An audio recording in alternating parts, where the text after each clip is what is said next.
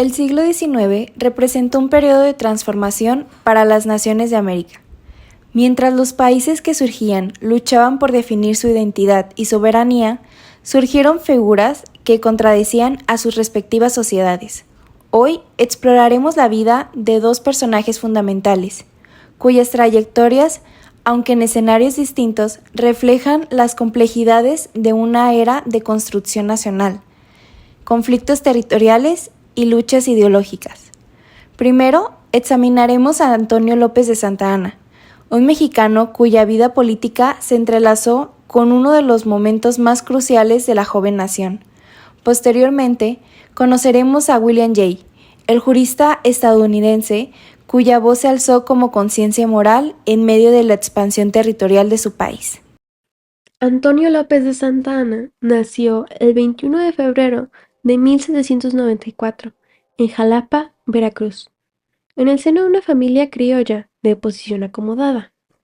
Desde muy temprana edad demostró una clara vocación militar, incorporándose al ejército realista a los 16 años. Durante la Guerra de Independencia combatió activamente contra los insurgentes, lo que demuestra sus orígenes conservadores y su inicial lealtad a la corona española. Sin embargo, en 1821, demostrando un olfato político, el cual caracterizaría toda su carrera, cambió de bando y se unió al Plan de Iguala de Agustín de Iturbide. Esta decisión estratégica marcó el inicio de su ascenso en la política nacional.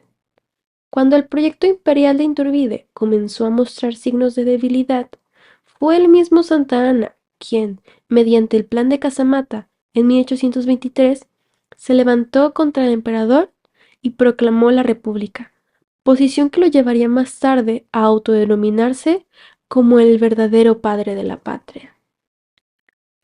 El momento que consolidaría su imagen pública ocurrió en 1829, cuando una expedición española al mando del brigadier Isidro Barradas intentó reconquistar México.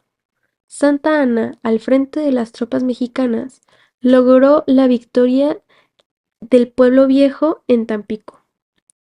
Pero su genio no se limitó al campo de batalla. Comprendiendo el poder de la imagen, encargó al pintor Carlos París el óleo Acción Militar en Pueblo Viejo, una obra de claro carácter propagandístico que lo mostraba como el héroe único del conflicto, minimizando el papel de su compañero de armas, el general Manuel Mier y Terrán. Santa Anna desarrolló un peculiar estilo de gobierno que le permitió mantenerse en el poder durante décadas. Su estrategia consistía en retirarse periódicamente a su hacienda de Manga de Calvo, delegando el ejercicio del gobierno a sus vicepresidentes, para luego regresar triunfalmente cuando la crisis política o las crisis militares exigían la presencia de un salvador de la patria. Este ciclo calculado le permitió ocupar la presidencia en 11 ocasiones diferentes, un récord sin precedentes en la historia de México. Su carrera estuvo marcada por conflictos militares decisivos. En 1836, tras la victoria en el Álamo, fue derrotado y capturado por Sam Houston en San Jacinto, lo que condujo a la independencia de Texas. En 1838, durante la Guerra de los Pasteles contra Francia, perdió una pierna a causa de un cañonazo francés. Evento que supo explotar dramáticamente, ordenando un funeral de Estado con honores militares para su miembro amputado, demostrando una maestría en el uso de la simbolización política. Durante la guerra entre México y Estados Unidos, de 1846 a 1848, fue llamado del exilio en Cuba, aunque el presidente estadounidense James K. Polk esperaba que él facilitara un acuerdo de paz favorable a los intereses estadounidenses. Santa Anna, en una jugada muy característica de él, tomó el mando del ejército mexicano. Sin embargo, sufrió derrotas clave en batallas como Cerro Gordo y La Angostura. Es importante destacar que, en sus escritos personales, Santa Anna siempre negó categóricamente haber firmado el Tratado de Guadalupe Hidalgo, que despojó a México de más de la mitad de su territorio. Su última presidencia, en 1853, derivó en una abierta dictadura, donde se autonombró Alteza Serenísima, restauró la Orden de Guadalupe y gobernó de manera autoritaria. Derrocado por la Revolución de Ayutla en 1855, pasó sus últimos años en el exilio y la pobreza, muriendo en el olvido en la Ciudad de México el 21 de junio de 1876. Su figura de héroe nacional pasó a ser un símbolo de la pérdida territorial y el desgobierno. William Jay nació el 16 de junio de 1789 en la ciudad de Nueva York, en el seno de una familia que representaba lo más granado de la élite estadounidense. Hijo de John Jay, uno de los padres fundadores y primer presidente de la Corte Suprema de Estados Unidos, William creció en un ambiente donde los principios del derecho y la moral se entrelazaban naturalmente con el servicio público.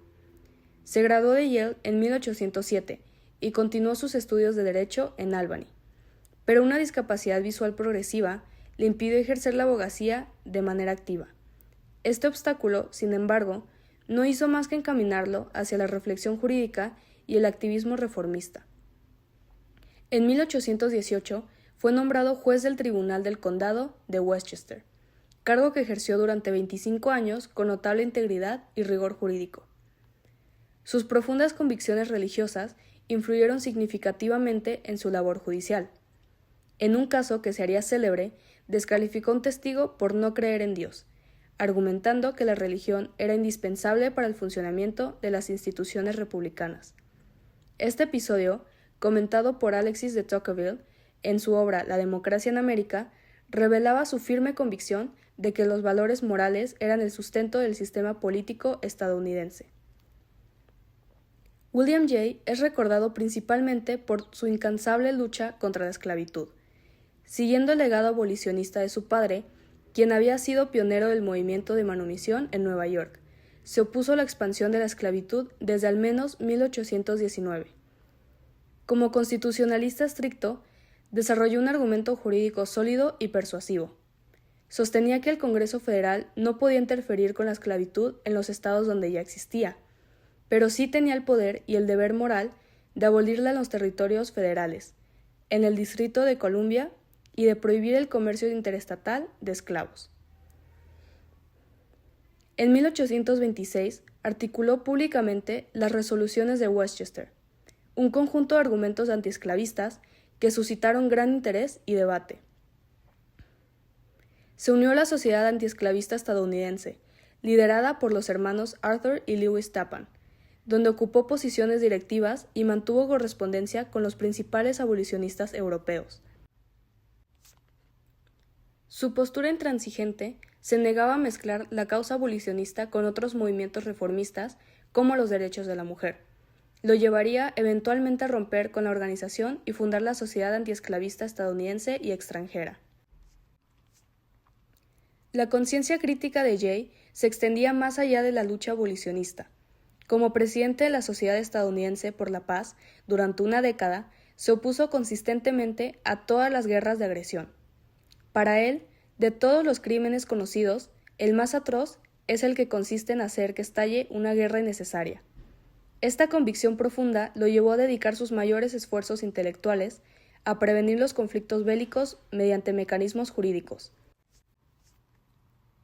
Inspirándose en el trabajo diplomático de su padre, quien había negociado el Tratado de Jay con Gran Bretaña, abogó por la inclusión de cláusulas de arbitraje obligatorio en los tratados internacionales, una idea visionaria que sería recogida más tarde en el Protocolo de París de 1856.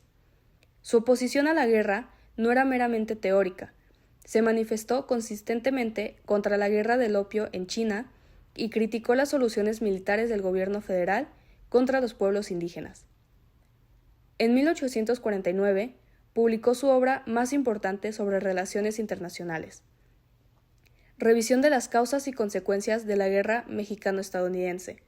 En este meticuloso trabajo de investigación, Jay documentó detalladamente usando evidencia obtenida de documentos oficiales del gobierno estadounidense, cómo el presidente James K. Polk había engañado al Congreso para obtener la declaración de guerra. Demostró cómo se había manipulado la información sobre el incidente fronterizo que sirvió de pretexto para la invasión, y cómo se había presionado ilegítimamente al Congreso para aprobar los fondos de guerra. William Jay falleció el 14 de octubre de 1858, en su finca de Bedford, Nueva York, sin haber visto culminada su lucha abolicionista, pero habiendo sentado las bases jurídicas y morales que contribuirían significativamente al debate sobre la esclavitud. Su legado perdura como el de una de las conciencias morales más lúcidas e influyentes de su generación.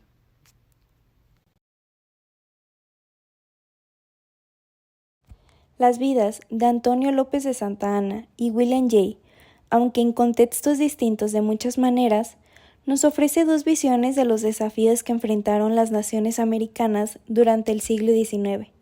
Santa Anna representa una nación que luchaba por mantener su integridad territorial y definir su proyecto nacional.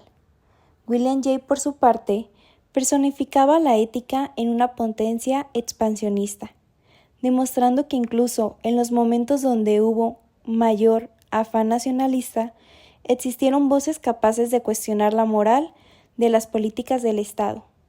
Sus legados, aunque diferentes, aún están conectados con nuestro presente, y hoy nos sirven como lecciones valiosas sobre el poder, la ética y la construcción nacional.